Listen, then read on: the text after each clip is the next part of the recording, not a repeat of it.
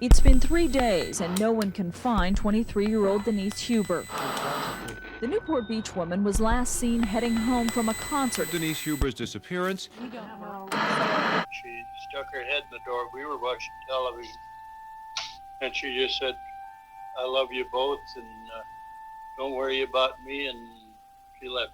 June of 1991, her disappearance gripped Californians, playing on televisions across the state.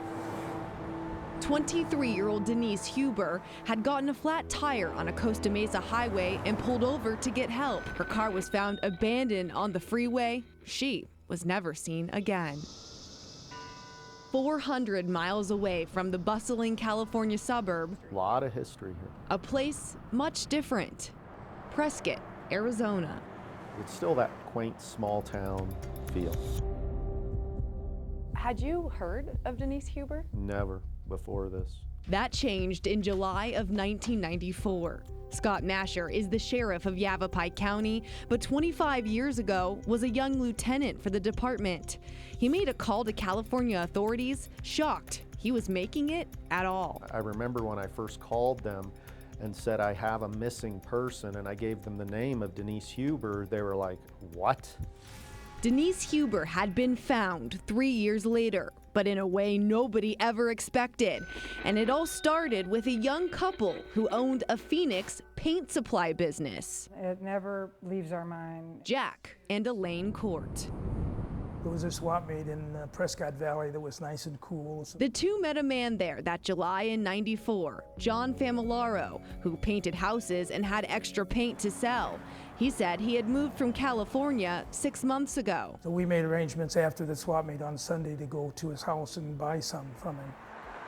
685 Cochise Drive in Dewey, a short distance away from the swap meet, where Jack and Elaine noticed something odd on his driveway. The Ryder truck that he had told us he used to move back was sitting alongside of his driveway, and grass had grown up 6 or 8 inches around the wheels. They thought he might have stolen it. So I mentioned to Elaine, I said, without being obvious, get the numbers on the Ryder truck. The two wrote down the license plate and serial numbers and left. They gave it to a Phoenix police detective who happened to pick up a paint order from them that week. And while he was at their store, his beeper went off. I only heard him say body, a freezer. He said, "She's right here." And he said, "Detective Masher and Prescott wants to talk to you." Masher and his team found out the Ryder truck had never been returned to California. And when they opened it, they found paint supplies. But way in the back was a large freezer with electrical cords plugged in. So they opened it. There was big black plastic bags in there, and you could tell something was in it. He felt those bags and said, I believe I feel an arm. Inside was a dead woman in the fetal position, frozen and handcuffed. For days, they waited for her to thaw out. And once they got a fingerprint, they made the identity. It was Denise Huber. I remember talking with the family, the father and the mother, and it was very hard.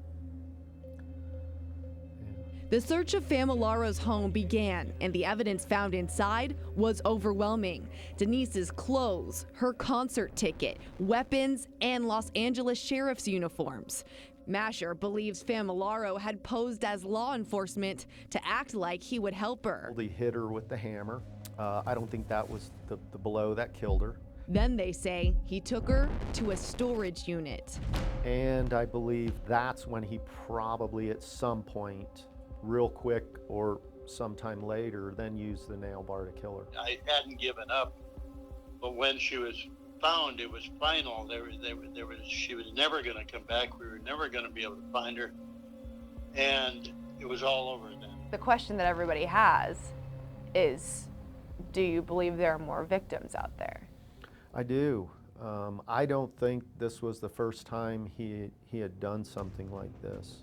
We had interviewed some other girls that knew him. One woman they interviewed was a Phoenix prostitute. He had taken her out into some remote area outside of Phoenix, and she said she had to fight to get out of the car and run into the desert to escape from being killed.